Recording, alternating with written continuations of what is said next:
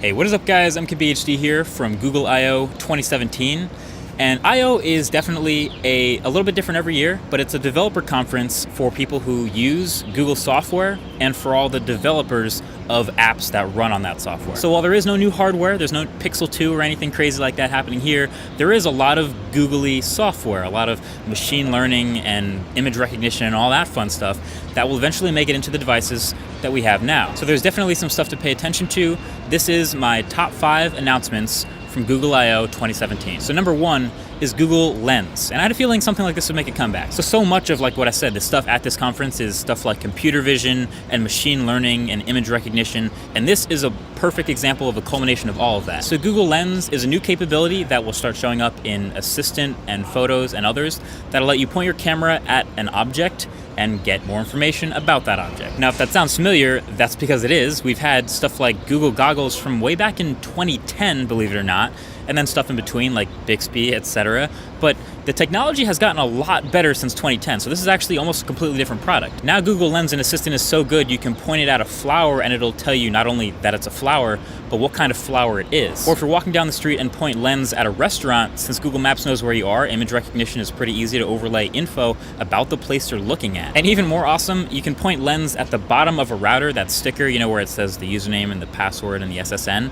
and it'll log you in instead of having to type it all out. So Google Lens looks awesome, and while it's not out right now, I think if it ends up looking and working as well as it did in those videos, then it should be pretty dope. So number 2 is Google Assistant, and first things first, Google Assistant is now available on the iPhone.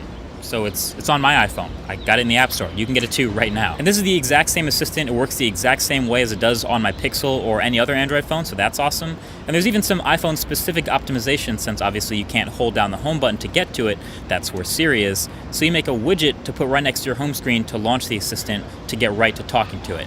You can scroll up to see your history of things you've asked for in the past, which is cool.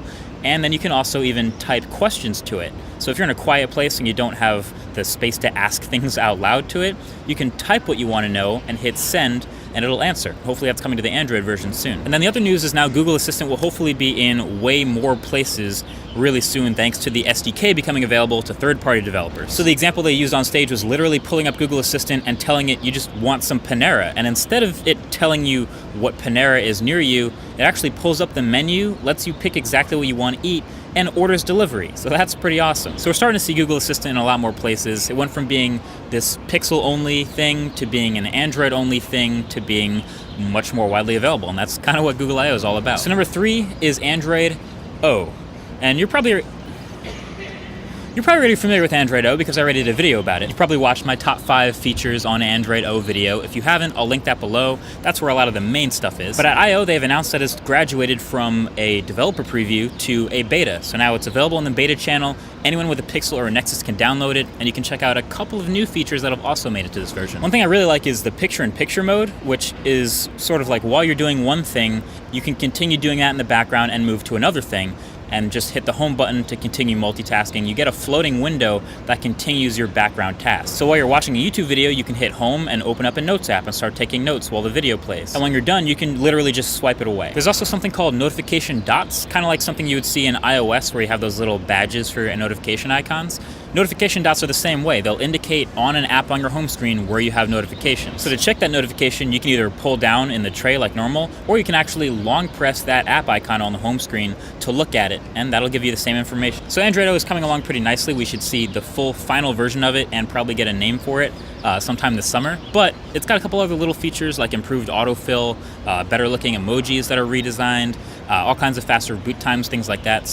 But if you want to see the full 5 best new features about Android O, of course, you should watch that video. So number 4 is Google Photos. So you may or may not use this, but the improvements to it in the last year have gotten really good, and they're pretty much all in the space of machine learning and AI. So it already organizes your photos just by things it's recognized in them. It recognizes the faces, the locations, places you took them, the landmarks in the background, all sorts of things like that. Now it's just making that information more available to you. So there's something called suggested sharing, where it recognizes faces in your photos and essentially suggests that you share those photos with the people that are in them. There's also shared libraries, which can automatically share every photo you take of your kids, for example, with your partner. And possibly the coolest one is some automatic photo manipulation. Now, this isn't just like the little filters it adds to your photo. Apparently, if this works well, It'll let you literally remove obstructions from the front of the photo. The example they showed on stage was incredible. I hope it works that well, but again, we have to see. All right, so number 5, last but not least, is Google Home. And again, you may or may not have one of these, but it's getting some improvements that are improving it well too. One is called proactive assistance. So you know how Google now sometimes gives you little notifications telling you there's a traffic incident on your normal route or something that it kind of thinks you might want to know ahead of time?